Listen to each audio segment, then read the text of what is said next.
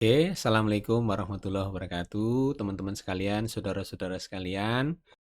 Jumpa lagi dengan saya, Dr. Arbangi Kadarusman. Kali ini saya akan berbagi atau sharing mengenai topik yang paling sering terjadi atau menjadi bahan diskusi antara dokter dan pasiennya, terutama, untuk dokter-dokter umum atau boleh jadi dokter penyakit dalam di poliklinik atau rawat jalan mereka.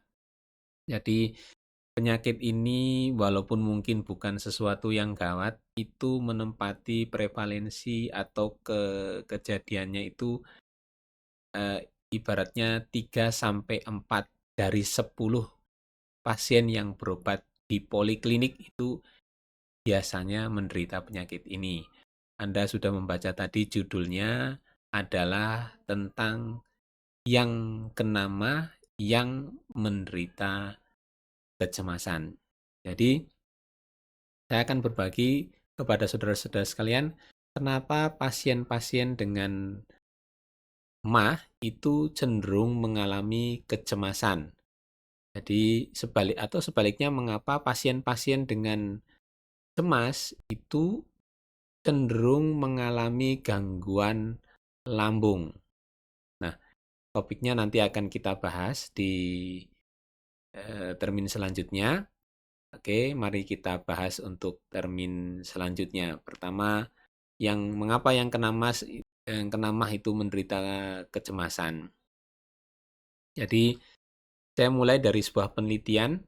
Penelitiannya itu adalah systematic review, jadi meneliti banyak sekali penelitian yang dikumpulkan menjadi satu. Ada 13 penelitian yang melibatkan 14.076 subjek. Itu yang meneliti apa hubungan antara dispepsia atau MAH dengan angka kejadian depresi atau kecemasan.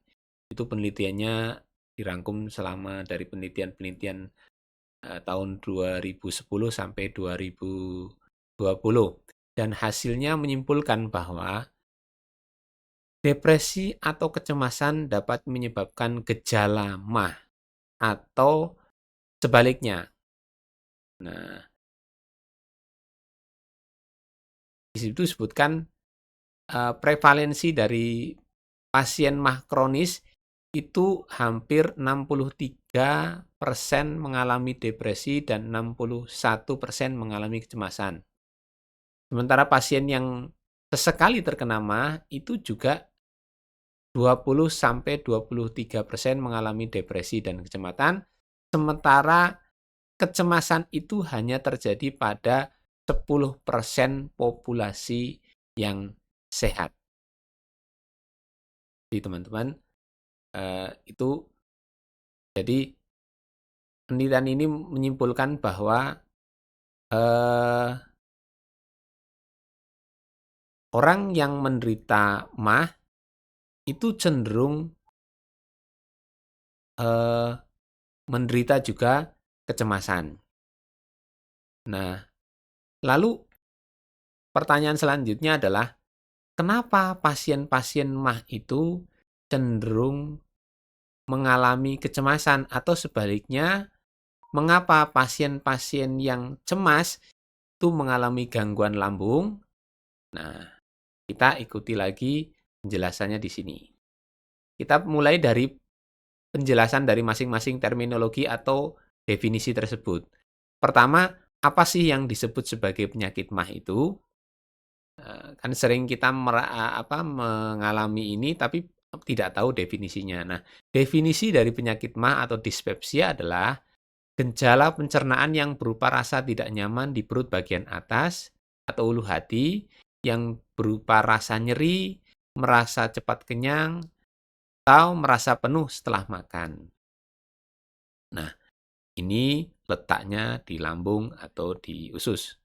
Sementara kecemasan adalah respon emosional yang melibatkan perasaan khawatir, gelisah, atau tegang terhadap situasi tertentu. Nah, ini kecemasan. Jadi yang satu pusatnya dirasakan di perut, yang satu dirasakan di otak. Tapi mengapa yang dirasakan di perut itu tidak terasa di otak atau sebaliknya apa yang dirasakan di otak itu juga dirasakan di perut? Kita mulai dengan penjelasan selanjutnya. Nah, kita awali dengan penjelasan yang pertama. Mengapa orang yang sakit mah cenderung cemas berlebihan? Alasan pertama adalah karena emah itu ya gejalanya juga nggak enak, seringkali mengganggu. Nah, rasa mengganggu atau tidak nyaman di perut itu pada beberapa tingkat menimbulkan rasa khawatir, kan kekambuhan dan peningkatkan gejala. Itu yang pertama, kenapa orang yang sakit mah itu cenderung cemas ya karena mengganggu.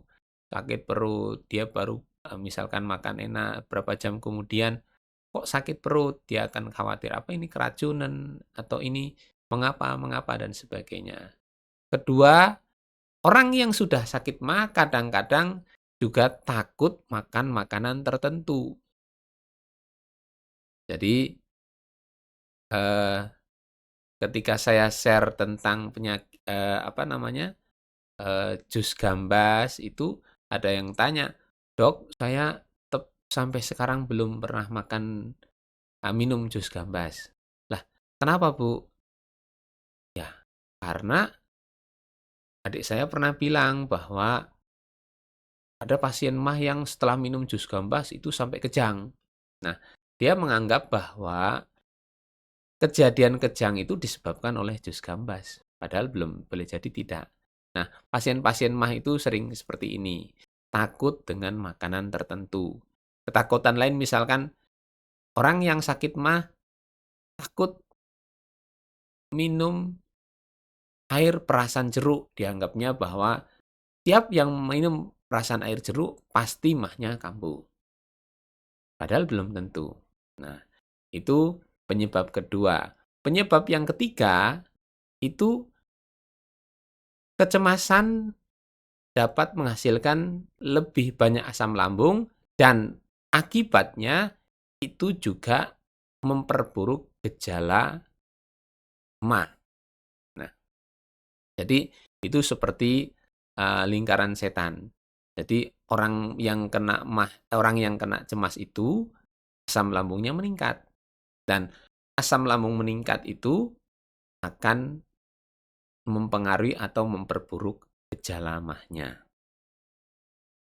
Nah, yang ketiga, yang keempat, penyebabnya adalah masalah ketidakpastian. Jadi, sering orang-orang dengan MAH ini pikirannya ke macam-macam. Mereka berobat ke poliklinik atau ke klinik-klinik di tempat mereka berada dan diagnosa, "Ah, MAH ini, Bu." Diobati. Nah, ketika diobati mungkin enak sebentar.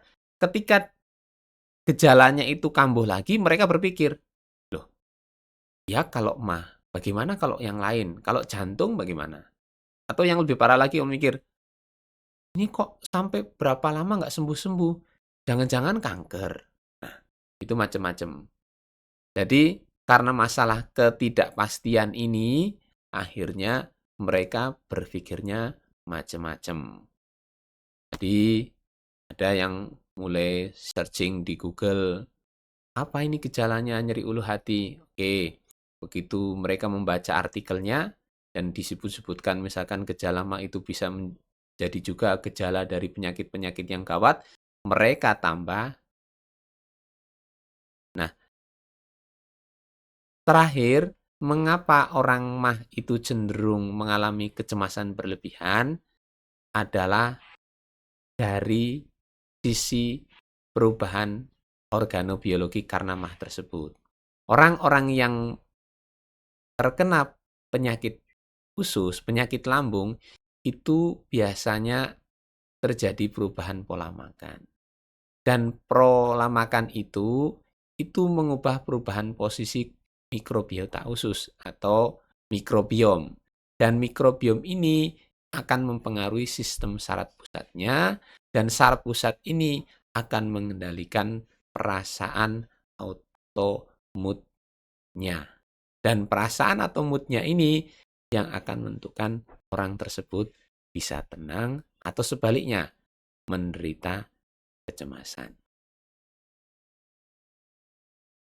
Demikian mengapa pasien yang menderita MA itu juga umumnya cenderung mengalami kecemasan berlebihan.